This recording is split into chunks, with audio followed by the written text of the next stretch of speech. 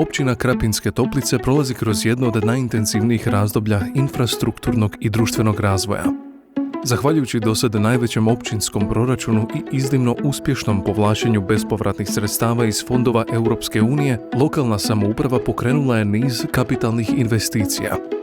Vizija je jasna: stvoriti sigurno, funkcionalno i ugodno okruženje za život uz istovremeno jačanje statusa vodećeg središta zdravstvenog turizma. Jedan od prioriteta svakako je ulaganje u mlade.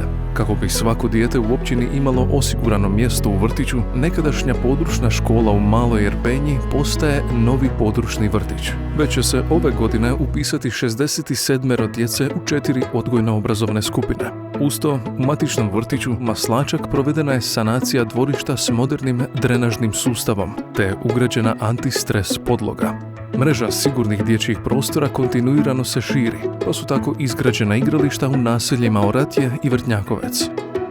Krapinsko-zagorska županija kontinuirani je partner općini, koja uz brojna ulaganja i potpore provodi veliki investicijski ciklus.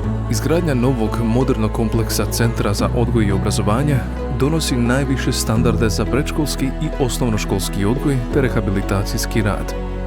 Rekonstrukcijom i dogradnjom osnovne škole svi će učenici prijeći na jednosmjensku nastavu, a u sklopu škole gradi se i nova trodjelna sportska dvorana. Okosnica zdravstvene transformacije svakako je rekonstrukcija specijalne bolnice za medicinsku rehabilitaciju. Stara zgrada bolnice prolazi kroz temeljitu građevinsku i energetsku sanaciju, dok se odjeli opremaju najsuvremenijom medicinskom opremom. I samo središte Krapinskih Toplica dobilo je novu vizuru. Izgrađeno je parkiralište, uređena je nova šetnica uz topličinu i izgrađen pješačko-biciklistički most. Kulturni život općine također prolazi kroz značajne promjene. Zgrada Doma kulture postaje suvremeni multimedijski centar s velikom kino dvoranom, knjižnicom i prostorima za udruge.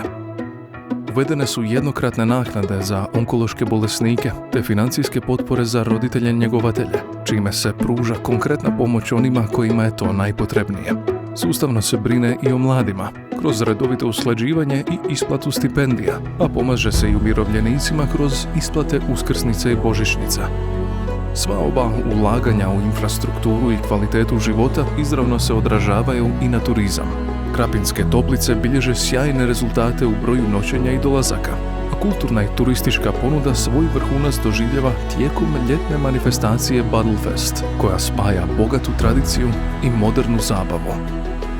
Sinergijom strateškog planiranja, jasne vizije i uspješnog povlačenja europskih sredstava, Krapinske Toplice danas su pozitivan primjer općine koja gradi stabilnu i modernu budućnost, osluškujući pri tome stvarne potrebe svojih mještana.